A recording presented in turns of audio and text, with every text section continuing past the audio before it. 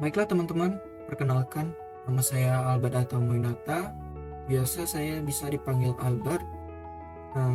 Saya mau membuat video tentang WPS Pre-Kualifikasi atau WPS Pre-Qualified. Nah, kenapa saya buat video ini?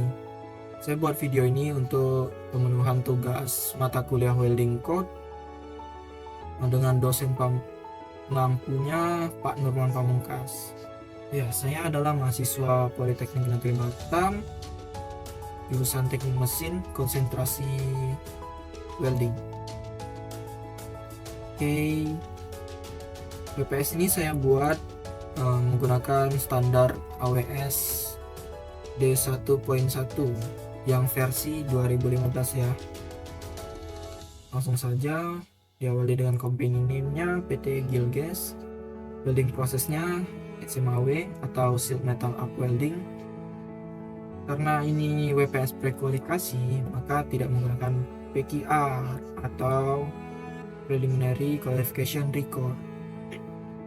Identification-nya revisinya 1, date-nya 12 Oktober 2023 by Albert Adita Moinata, itu saya sendiri, dan authorized by Nurman Pamungkas. Tipenya itu manual ya, kalau SMAW itu tipenya manual. Join design-nya double V ya, biasa dibilang double V sih, cuman kali ini double weld dibilang. Backingnya nggak pakai backing, ini karena open root.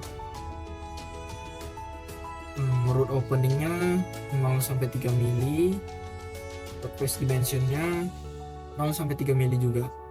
Groove angle-nya 60 degree ya, berarti pada satu sisi material itu groove angle-nya bevelnya itu 30 derajat. Jadi kalau dua kan ini jadi 60 derajat ya.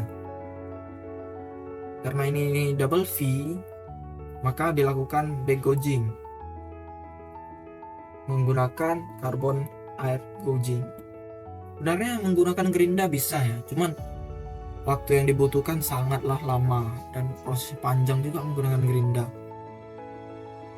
Materialnya kebetulan saya mendapatkan ASTM A1011SS.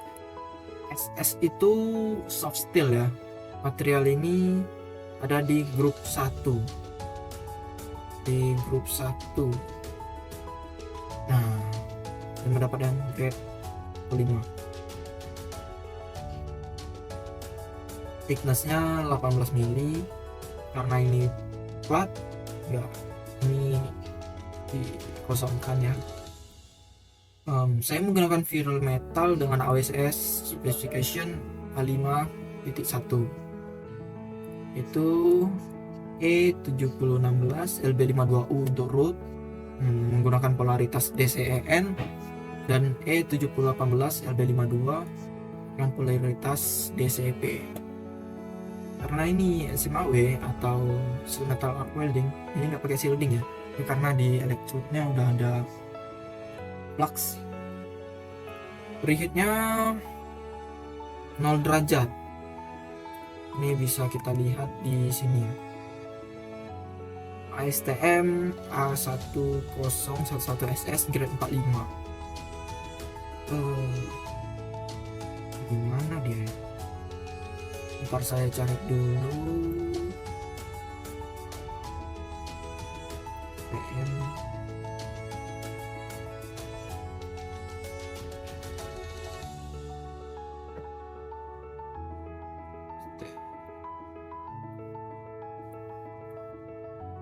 Nah, ini dia.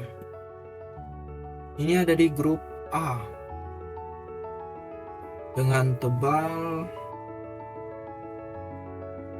ini harusnya mili ya, ini salah nih, 3-20 mili.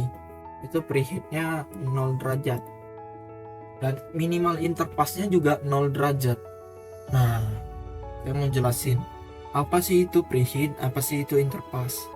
Preheat adalah kondisi di mana material itu belum dilas, di mana ASTM 011SS ini itu ketebalan 3-20 mili itu tidak memerlukan preheat. Jadi mau dalam kondisi ruangan pun itu tetap bisa dilas. Nah, bagaimana dengan interpas? Interpas adalah kondisi di mana suhu material itu akan dilas untuk pas berikutnya atau layar berikutnya. Nah, kita contohnya itu misalnya pada material A itu interpasnya maksimum 200 degree. Nah, aktualnya pada saat kita mengecek menggunakan thermocouple, material itu bersuhu 189 degree. Itu tandanya kita masih bisa melakukan pengelasan pada material itu. Nah, lain kondisi ketika kita mengukur material itu, kita ukur 210 degree. Nah, otomatis itu kan sudah lewat interpas maksimum. Berarti material itu nggak boleh dilas. Apa sih pengaruhnya ketika material itu melewati interpas maksimum? Berarti suhu material itu sudah melewati batas yang sudah ditentukan.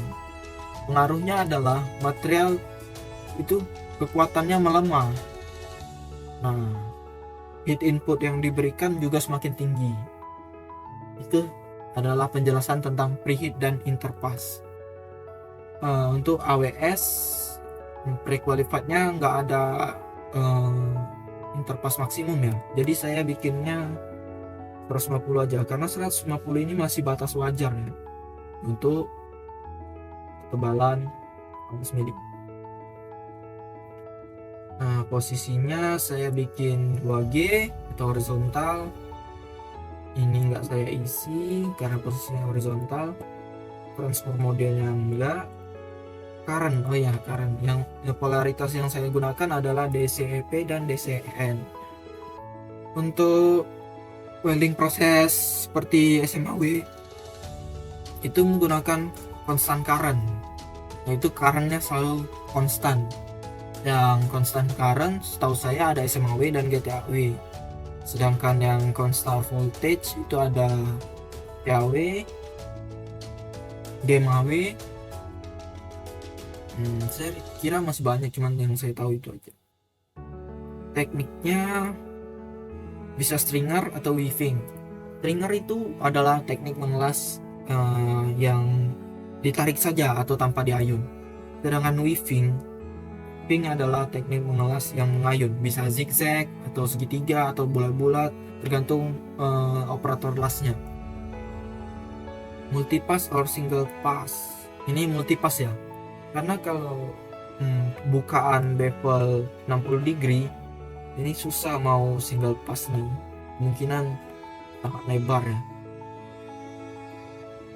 Number of electrode-nya 1. Number of electrode-nya itu gini teman-teman, dimana seorang operator las mau mengelas, ini elektroda nih, ini pipa ya, lalu sini ada elektroda lagi, jadi ngelasnya itu sekaligus 2 gitu ya. Nah, ini menggunakan 1 aja, jadi nggak ada electrode spacing. Kontak tube ini untuk FCAW. Interpas cleaningnya bisa menggunakan grinder atau wire brush ya. Untuk material ini tidak dilakukan PWHT. Oke, saya mau bahas parameternya. Ini ada side A, side B, thicknessnya 18 mili. Ini double V. Ini saya dapat di halaman 128 ya. Kita cek dulu.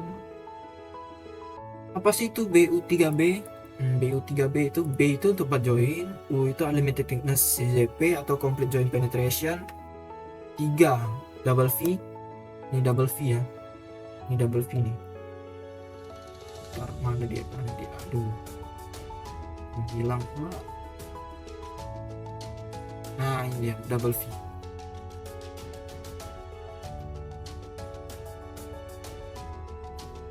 Cara bacanya gimana?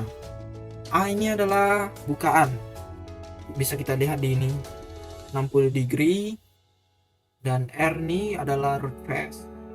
3 mili, 0 sampai 3 mili. F ini root ini adalah root opening atau gap 0 sampai 3 mili, dan untuk root phase nya 0 sampai 3 mili juga. Ini ada toleransinya ya, toleransi dalam inci. Detail speed up, welding positionnya semua bisa. Nah ini dia, side A itu yang atas, side B itu yang bawah. Ini parameternya first pass side A, berarti si weldernya memulai pengelasan atau root dari side A menggunakan 7016 LB52 ukuran 2,6 dengan polaritas DCEN atau DC min, dimana elektrod berada di posisi negatif ya, dengan ampere kisaran 60 sampai 70, voltasenya 22 sampai 24, dengan travel speed 60 sampai 75. Kemudian dilanjutkan dengan fill pass. Fill pass itu bisa dibilang pengisian hot pass juga sih sebenarnya. Dia mengelas di set A juga, fill pass SMAW, kelasnya L7018, bisa menggunakan 2,6 atau 3,2. Polaritasnya diganti menjadi DC plus atau DCEP, di mana elektrodanya berada di kutub positif. Ampernya 7095 untuk 2,6, 85130 untuk 32. Kemudian setelah melakukan hot pass, si welder perlu melakukan gouging atau backgouging di side B ya. Aduh, ini kenapa nih? Nah, di side B, dia kan tadi mengelas di sini nih. Sini. Otomatis tembusannya ada di sini. Nah, tembusan yang itu harus digouging agar tidak ada slack atau slack inclusion. Nah, setelah digouging, dress-dressnya itu dibersihkan menggunakan gerinda. Setelah bersih, maka si welder dapat melakukan pemalasan di side B. Sama seperti side A, dapat menggunakan 2,6 atau 3,2, DC plus, ampernya sekian, travel speednya juga sekian. Nah, kemudian tipsnya adalah welder tidak boleh melakukan pengelasan di satu sisi saja. Karena apa? Material itu dapat distorsi oleh karena stres weld metal. Jadi saya sebagai engineer di sini, pandangan engineer, welder harus melakukan pengelasan di kedua sisinya. But itu fill passnya segini. Nah, untuk cap passnya ini bisa digunakan di kedua sisi ya. Bisa dibaca dapat menggunakan 2,632, 7018 DC plus, arusnya sekian dengan voltase sekian dan travel speed sekian.